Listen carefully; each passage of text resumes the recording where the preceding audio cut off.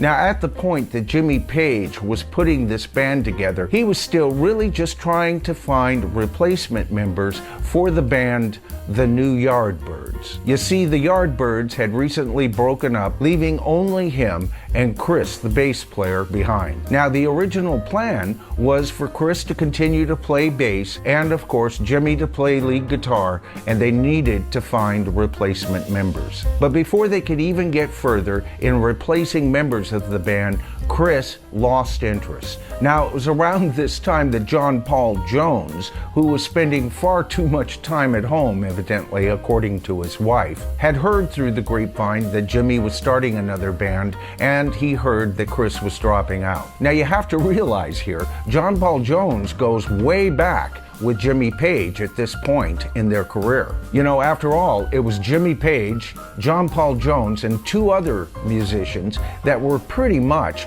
responsible for being on more English records than the Beatles themselves. By the time Jimmy Page was 19, he was a seasoned session player. So when in 1968, Jimmy Page and John Paul Jones decided to hook up, this future band was assured of two of the best players that any band could possibly hope for. Now, it's around this time that Jimmy let it slip he's looking for a new lead vocalist. Now, Jimmy Page was interested in several vocalists at this time, but they were unavailable, although interested, one giving him the name of one Robert Plant. Now, it's at this point that Jimmy goes and sees Robert perform.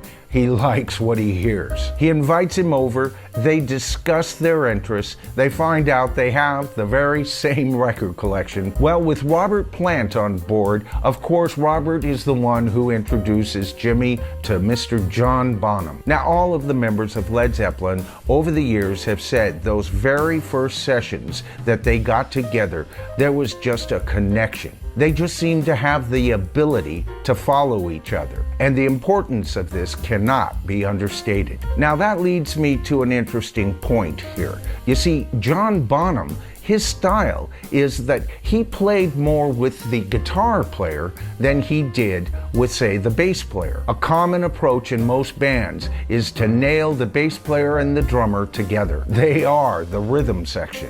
They are the heartbeat of the band. But here, between John Bonham and Jimmy Page, we see an interplay that you rarely see between a guitarist and a drummer.